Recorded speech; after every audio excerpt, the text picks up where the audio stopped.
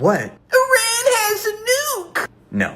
Yes, Israel has been going around crying to the world that Iran has nukes. It's true. That is why there is no news report of Israel saying this. Why? Because the Jews control the media. I know you are thinking, that doesn't make any sense. If the Jews control the media and the Jewish state of Israel wants the world to believe that Iran has nukes, why wouldn't they just use the media they already control to spread this propaganda? But see, you are only thinking that because you are a Goy slave who is yet to leave the Zionist plantation. You are still enslaved to the Goy slop coming from Ben Shapiro and others in the Epstein class who want to drag the US into a forever war in the Middle East on the behest of Israel. You should be listening to this guy. He has great hits like this one about Erica. Yes, that's very classy. Here is another one. This is what the ghost of Charlie Kirk would want, obviously. Oh, check this one out. Dan Bilzerian should definitely become president of the United States. But this is all just comedy and satire. You might not find it funny because comedy is subjective, but this is free speech, okay? I mean, we are not allowed to criticize Israel anymore, even though this guy has garnered over 100k subs on YouTube from doing just that. And for whatever reason, the YouTube algorithm thought I needed to see it. But we are still not allowed to criticize Israel anymore. Yes, his form of criticism is saying Israel said things that Israel didn't say. He's essentially just lying about Israel, some might say.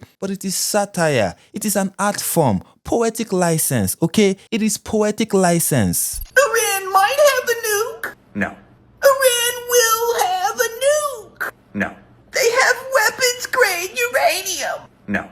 Plutonium. No. Obtanium. No. Geranium. No. Iranium. No.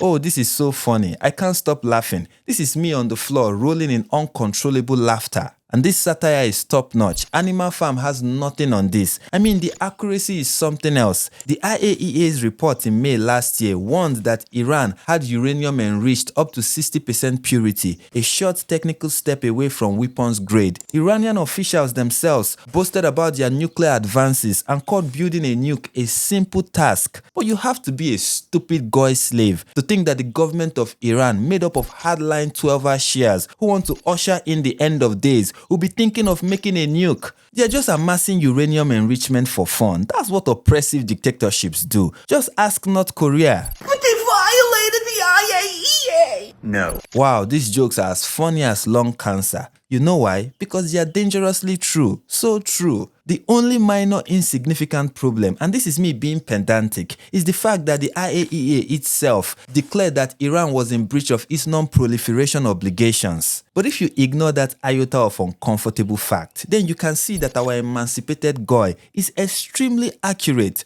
But all of that is just child's play. Now watch him ascend peak satire like the smashed jawbones of Clavicula. Have a gay Ayatollah. No. They oppress their women. No. They might oppress their women. No. They probably oppress their women. No.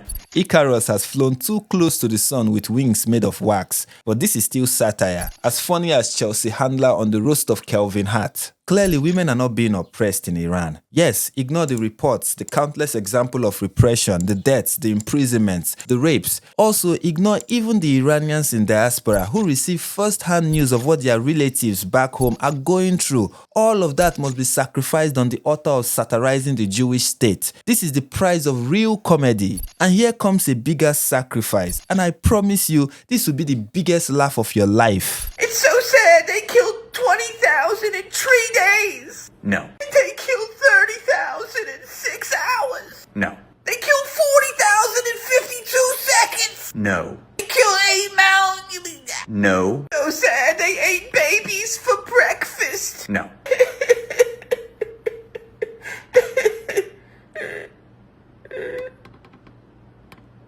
No. Are you not entertained? This is the rebirth of comedy. When you deny the number of people killed by one of the most brutal, repressive Islamic regimes on the planet, you have unlocked a new level, a multi-dimensional comedic ingenuity. This is bravery mixed with unoriginal bot-like creativity. This is the kind of jokes that receive the highest reward of a Twitter verification badge. It skillfully rejects the conservative figures of Iranian International, The Guardian, or the New York Times, and it follows the trustworthy declarations of vibes. And that's because a true satirist doesn't expose senseless oppressive massacres. He denies it baselessly. This is so beautiful. Radical Islamic Islamic jihadis hell-bent on devouring Western civilization and turning us all into Sharia law enthusiasts? No. They could be radical Islamic jihadis hell-bent on devouring Western civilization and turning us all into Sharia law enthusiasts? No. Oh, that is so original. Sharia law is bad, Seth. I don't know if you've heard that. It's bad. It's worse than what's happening in New York and Detroit. It's just bad.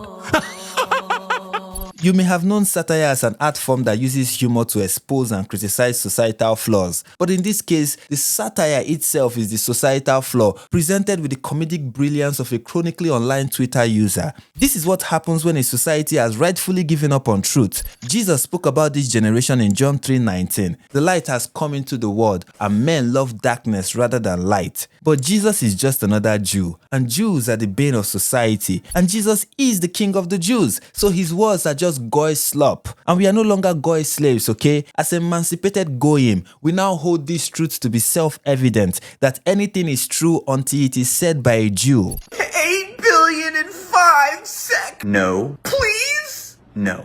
No? No. No? No.